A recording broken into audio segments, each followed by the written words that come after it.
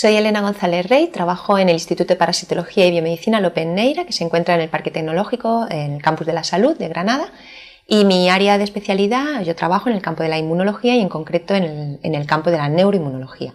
En este vídeo os voy a hablar sobre la técnica ELISA, que son las siglas en inglés del Enzyme Linked Immunoabsorbance Assay, o en español ensayo de inmunoabsorción ligado a enzima, que es una técnica bioquímica que nos permite cuantificar e identificar determinadas moléculas, sustancias como proteínas, hormonas, factores de crecimiento en distintos tipos de soluciones, como puede ser en sangre, en orina, en extractos de tejidos, incluso en cultivos celulares.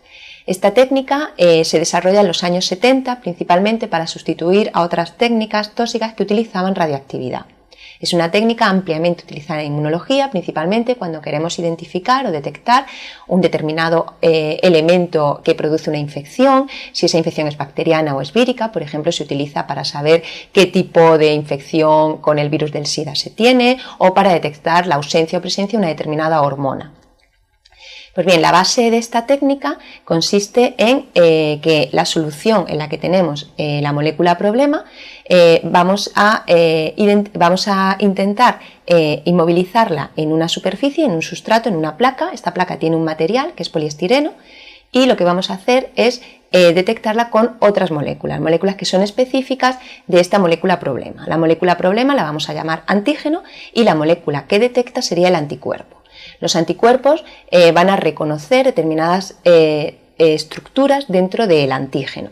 Hay dos tipos fundamentales de anticuerpos monoclonales que reconocen una sola estructura o epítopo dentro del antígeno, y hay otros anticuerpos que son policlonales. Los anticuerpos policlonales son una mezcla de anticuerpos que son capaces de reconocer diferentes estructuras o epítopos dentro del mismo antígeno. Existen cuatro tipos fundamentales de ELISA, que son un ELISA directo, un ELISA indirecto, un ELISA tipo sándwich y ELISA competitivo. Los más utilizados en la actualidad son el tipo indirecto y el tipo sándwich. En el ELISA directo lo que hacemos es esta placa de poliestireno la cubrimos con la solución del antígeno y utilizamos el anticuerpo para detectar el antígeno.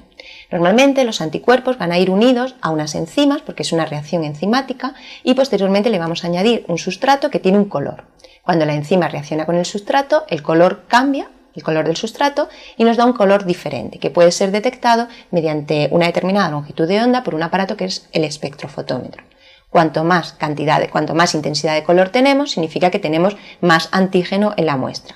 Y lo que hacemos es, utilizando una curva patrón estándar en la cual tenemos cantidades conocidas de nuestro antígeno, saber a través del color qué cantidad tendríamos de antígeno en nuestra muestra. Así, en el ELISA directo es un método rápido y sencillo porque la unión de la enzima va directamente unido al anticuerpo. En el ensayo indirecto, de nuevo, en la placa utilizaremos la solución para cubrir los distintos pocillos con nuestra mezcla de antígenos. Y utilizaremos un primer anticuerpo que va a detectar el antígeno de manera específica y un segundo anticuerpo que es el que lleva la enzima. Este segundo anticuerpo se unirá al primer anticuerpo, va a reconocer al primer anticuerpo, no al antígeno. Posteriormente añadiremos el sustrato y la enzima del segundo anticuerpo desarrollará un color. La intensidad de color será directamente proporcional a la cantidad de antígeno que teníamos en la muestra. Este método tiene la ventaja de que es más sensible que el método directo.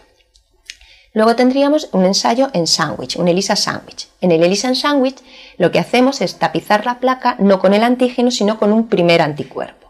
A continuación, después de realizar los lavados oportunos, utilizamos la mezcla de la solución en la que queremos detectar el antígeno, con lo cual el antígeno va a quedar inmovilizado a través de la unión al primer anticuerpo, que a su vez se encuentra unido a la placa. A continuación, también después de lavar el exceso de solución o de antígeno que no se ha pegado, utilizaremos un segundo anticuerpo que se va a unir directamente también al antígeno, de tal manera que tendríamos el antígeno unido por un lado por el primer anticuerpo que está pegado a la placa y por el segundo anticuerpo. Este segundo anticuerpo es el que tiene la enzima y cuando añadimos el sustrato es el que va a desarrollar el color. Este método es mucho más específico, además de que tiene también una alta sensibilidad y hay una amplificación también muy importante de la señal a detectar. Por último, el ELISA competitivo es un ELISA que se utiliza mucho también cuando la estructura del antígeno es complicada y tenemos epítopos o zonas del antígeno que son difíciles de detectar y también cuando tenemos muy poca cantidad de este antígeno. Lo que hacemos en este caso es que la placa se tapiza o se cubre con una cantidad conocida de antígeno y nosotros utilizamos la solución con nuestro antígeno problema. Cuando añadimos el primer anticuerpo, el anticuerpo se va a poder unir o al antígeno que está en la placa o al antígeno que está en solución. Como posteriormente vamos a lavar, todo el antígeno que se una, todo el anticuerpo que se una al antígeno que está en solución será eliminado de la placa, de tal manera que cuando se desarrolle el color, cuanto más color tenga, es decir, cuanto más anticuerpo se haya unido al antígeno de la placa, significa que tenía menos antígeno en solución, es decir, tenía menos antígeno en mi muestra problema. Cuanto menos color tenga, significa que más anticuerpo se unió al antígeno que estaba en solución, por lo tanto menos se unió al que estaba en la placa y más cantidad de mi antígeno tengo en la muestra, es decir, es un ELISA inverso. A mayor cantidad de color, menor concentración del antígeno en mi muestra problema. A continuación vamos a ver un ejemplo práctico del ELISA en sándwich, que es el más común que se utiliza de esta técnica en inmunología. El primer paso de esta técnica consiste en tapizar la placa en la que vamos a detectar nuestro antígeno con el primer anticuerpo. En este caso vamos a utilizar como primer anticuerpo un anticuerpo que reconoce el factor de necrosis tumoral, que es un factor relacionado con inflamación. De este factor se utiliza una dilución concreta que va a formar parte de esta solución del primer anticuerpo. Esta solución es una solución en PBS a un pH determinado. Dependiendo del tipo de anticuerpo se utiliza un pH.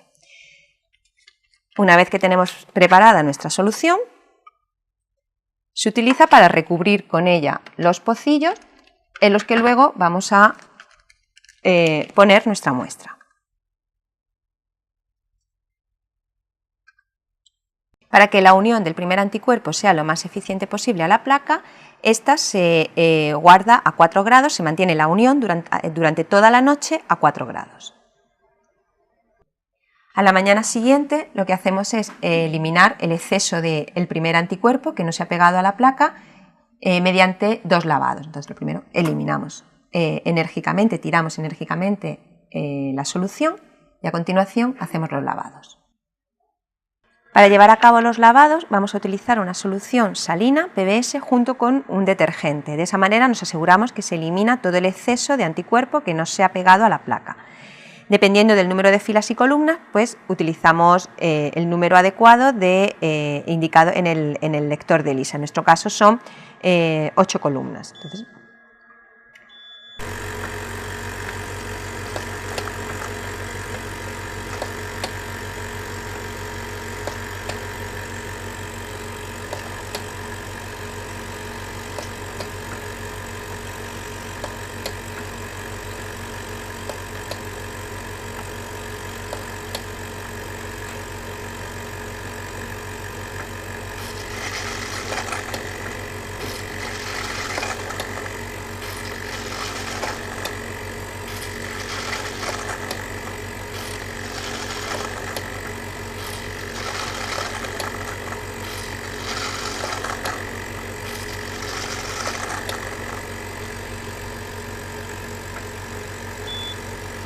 después de realizar los 2 lavados para eliminar el exceso del anticuerpo primario, eliminaremos el exceso de solución de lavado y procederemos a añadir la solución de bloqueo.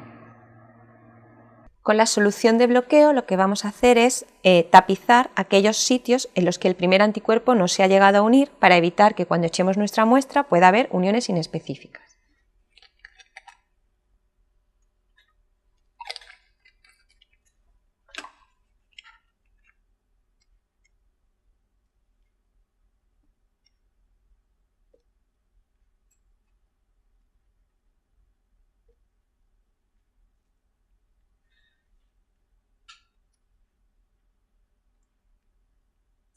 La solución de bloqueo es una mezcla de solución salina, de PBS, con suero bovino fetal, con suero que va a bloquearnos todas las uniones no específicas. El bloqueo se realiza durante 2 horas a temperatura ambiente. A continuación eliminaremos la solución de bloqueo y sin lavar añadiremos nuestra muestra, donde van los antígenos problema, y nuestra curva estándar. Después del bloqueo vamos a añadir nuestra muestra problema. Aquí tenemos diferentes soluciones en las que puede haber diferentes concentraciones de nuestro antígeno. Entonces procedemos a rellenar los pocillos, normalmente por duplicado.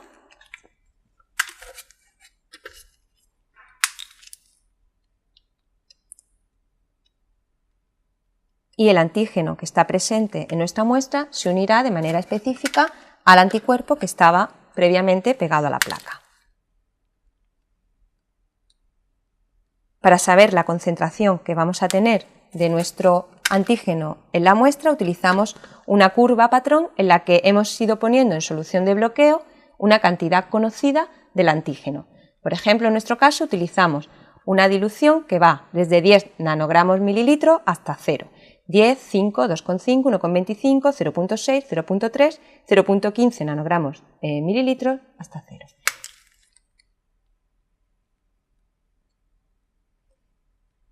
Con la que también vamos rellenando la placa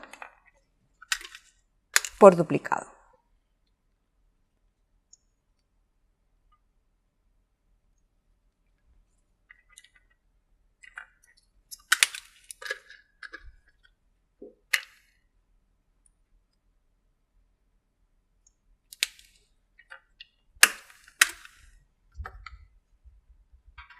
Una vez que nuestra placa está rellena con la muestra problema y con la solución estándar, la incubación se realiza a 4 grados durante 12 horas.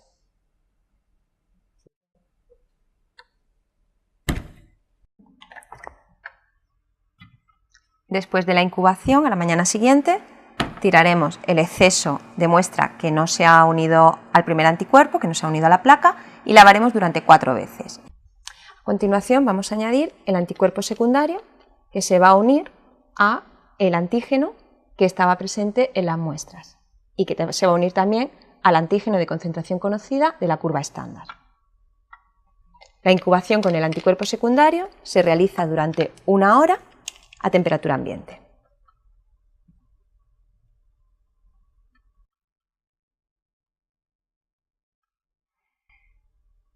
Después de haber eliminado el anticuerpo secundario, que iba unido a una enzima, y haber realizado 6 lavados, lo que hacemos es utilizar el sustrato que va a reaccionar con la enzima y me va a dar una reacción colorimétrica dependiendo de la intensidad de color de la cantidad de antígeno que yo tenía en mi muestra.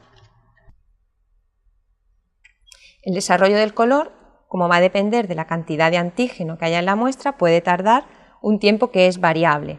Lo que hacemos es hacer la incubación a temperatura ambiente, pero en oscuridad. El tiempo en el que se realiza la incubación con el sustrato dependerá en cada caso de la cantidad de antígeno. Entonces lo que se hace es que se va mirando hasta que veamos que se ha desarrollado finalmente el color de una manera gradual. Así podemos ver en este ejemplo cómo tenemos más color en esta parte porque tenemos más cantidad de antígeno y cómo gradualmente va desapareciendo el color donde tenemos menos cantidad de antígeno. La última parte del protocolo consiste en ver qué cantidad de proteína, qué cantidad de antígeno teníamos en cada una de nuestras muestras. Para ello lo que hacemos es que el desarrollo colorimétrico, la intensidad de color, la vamos a medir en un aparato a una determinada longitud de onda por la que es detectable este color. Este es un espectrofotómetro y después de agitar las muestras realizaremos la lectura y tras unos segundos nos aparecerán los valores en este cuadro. Los resultados numéricos que obtenemos después de la lectura del espectrofotómetro lo que nos indican son medidas de absorbancia o densidad óptica que están relacionadas directamente con la intensidad de color. A mayor color, mayor valor de densidad óptica. A menor intensidad de color, menor valor de intensidad óptica, que nos estará indicando menor concentración de antígeno en nuestra muestra. Una vez tenemos estos valores, lo que hacemos es generar nuestra curva estándar, en la cual sabíamos las concentraciones, teníamos concentraciones conocidas de nuestro antígeno y podemos saber a cada concentración de antígeno la densidad óptica que le corresponde. Una vez tengamos nuestra gráfica, podremos extrapolar los valores de absorbancia de nuestra muestra problema y conocer así el valor de concentración que le corresponde a cada punto.